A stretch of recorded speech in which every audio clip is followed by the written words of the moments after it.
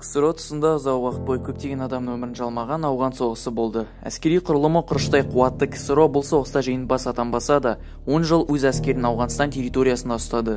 1989 жылдың 15 ақпан күні Кеңес одағының әскері Ауғанстан жерінен шығарылды.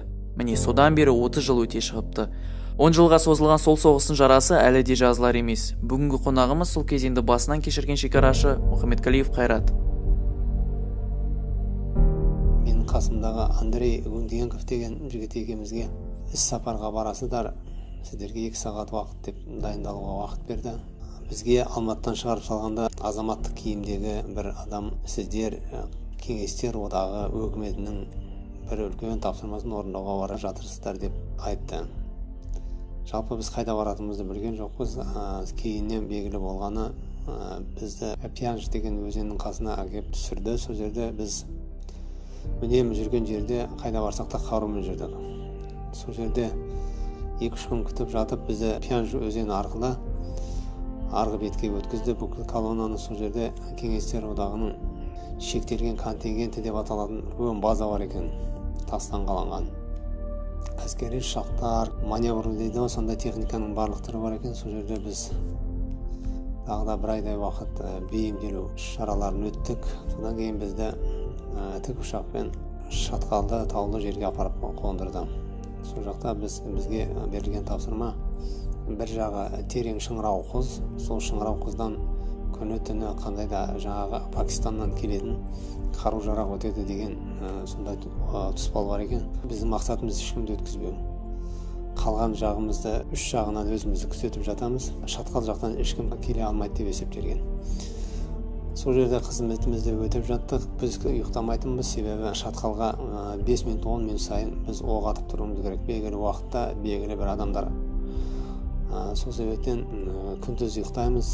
Ауғанстанның табиғат жағдайы қиын болғандықтан күз айларында бізде түнгі уақытта пимада киіп жүретінбіз, себебі түнде -4, -6-ға дейін суытады. Қарапайым судың өзі күн шыққан уақытта 2 сағатта таудың қары еріп, сол аққан суды пайдаланатынбыз.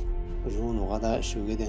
Тамақ жағына келетін болсақ, біздің организмге сондай бір пайда беретін емес, жаңағыдай перловка деп, онда да доңыздың етінен дайындалған 3 уақыт соны жейміз, және кептірілген қара нанны. Осындай біздің бір сарында қызметіміз жүріп жатты. Қараша айының 22 жұлдызында тапсырма келді. Басқа бір нүктеге ауысуға. Бұйрық сағат 2-нің кезінде берілген. Сағат 3:30 мен 4-нің арасында біздің қаруластарымыз кеткен жақтан атыстың болып жатқанын естідік. Бірақ байланысқа шығып, олардан ешқандай жауап ала алмадық. О жаққа баруға біздің қақымыз жоқ. Бәрі әскери адамда, бәрі бұйрықпен орындалатын нәрсе.